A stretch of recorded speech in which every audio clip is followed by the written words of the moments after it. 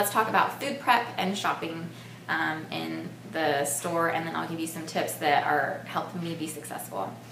First of all, we got to get to the store and shop. So I don't ever buy, well, I buy ice cream and things like that, but when I'm being really, really good and sticking to my diet, I do not buy ice cream or sweets or anything. I do have children, one's 10 and one's 2, and I will get like fruit snacks. I don't like fruit snacks, or they're okay, but they're not a temptation for me. So get snacks for your kids or your husband or whoever, your wife, that they enjoy them, but you don't. So then you're not tempted, and it's not in your house readily available for you to cheat at any point in time of the day when you're tempted. So I just stay away from that completely. I'm sure some of you guys have heard shop the perimeter of the store. So basically produce, fruits and vegetables, meats, and you want to try and stick to like leaner meats. If you like red meat and hot dogs, don't eat hot dogs, then okay, that's fine every once in a while. And salmon is a little bit higher in fat, but you need to keep that in mind when it comes to, you know, how much fat you're supposed to be taking in. That's why it's important to count your macros, so that you can kind of play around with your diet here and there, and you don't have to eat the same thing all the time. But if you're logging your food, then you're keeping track of how much you're taking in, and you can adjust, you know, for certain meals that you want to take, that you want to eat. So, and I think I already talked about macros in a previous video, so you can go to that if you want. So yeah, shop the perimeter of the store. There's also dairy in the perimeter of the store. I don't eat milk, drink milk. I don't like it. Do what you want. Count it. You are taking in calories when you're drinking milk, so make sure you, you know, measure or whatever and count those into your macros. I do eat yogurt and cheese occasionally. I'll eat cheese on my sandwich. It's usually ½ ounce to an ounce of cheese. And then my yogurt is Chobani Greek yogurt, and it doesn't have any fat, and it has about 20 grams of carbs, 15 grams of protein. I get it at Costco. I think they're a little bit bigger than in stores, like 8 ounces instead of 6 or something like that. So yeah, just think healthy. You can go in the inner aisles for, you know, you want to do healthier breads. I don't eat any pasta. I could, you know, you can eat rice.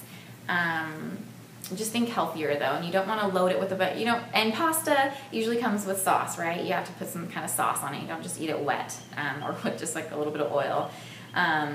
Not generally. So you want to stay away from all those saucy type stuff that are usually way too high in fat, and they just add carbs that aren't really that healthy for you. So just be conscious of what you're putting on top of your food, on top of your healthy food.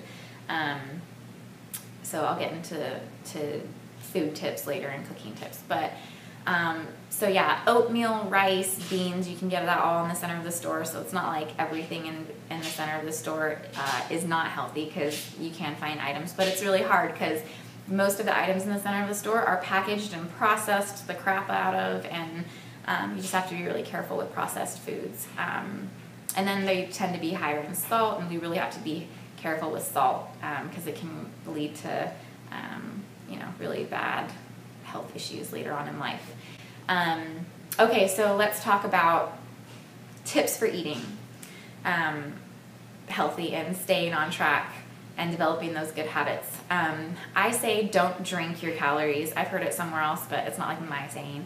But I really keep that in mind. So if you're drinking soda, juice, coffee with creamer and syrup and all that crap that Starbucks puts in it, or any other coffee store, cafe or whatever, you just want to be really careful, because that's going to be like 500 calories in just a cup of coffee or whatever else that you're drinking. So try and stick to water. I even just add water to my protein shakes. Try and find a good protein. You don't need like a ton of milk or anything like that. So just be conscious, at least be conscious of drinking your calories. I like to have like a fruit smoothie every once in a while, but that's going to depend on your goals too, because if you're trying to cut a bunch of weight and you're like really low in carbs for your diet, you're not going to want a fruit smoothie. So you have to be really aware of that, and just remember your goals, and stick to your macros, and you don't want to like eat all your food in one meal. Okay, so don't drink your calories. The second thing is I never eat out. When I do eat out, it's a cheat meal, and I space my cheat meals out at least 7 days in between each other, so that I have them to look forward to, and they're not as consistent. keep your cheat meal a cheat meal. Don't make it be a cheat day. Turn it into a cheat day, and then have your cheat day turn into a cheat week, and so forth. So I usually try and keep my cheat meal fairly healthy. When I was doing this more consistently, what I would do is I like Cheesecake Factory, and I'll get like salmon or fish or something with vegetables and rice. It ends up being higher in fat just because it will be, and generally carbs too. And I really try and get in my sweets at that cheat meal time, so I'll get dessert. So anyways, and one of the tips for your cheat meal is you really want to make it worth it. Like, you've been eating healthy all week long. You want to get something that's just going to really be satisfying. I've had a couple of cheat meals that weren't, and I was just so pissed off. It just wasn't up to standards. And, you know, you just want to make sure it's really, really worth it. So during the week, if you end up having, like, you see a piece of candy, or your kids are running around with some ice cream or something and you really want some, it's just, the first thing I think of is like, is it worth it? Is it really going to be that amazing that I need to cheat? No. The answer is generally no. So wait until your cheat meal and plan something amazing for your cheat meal.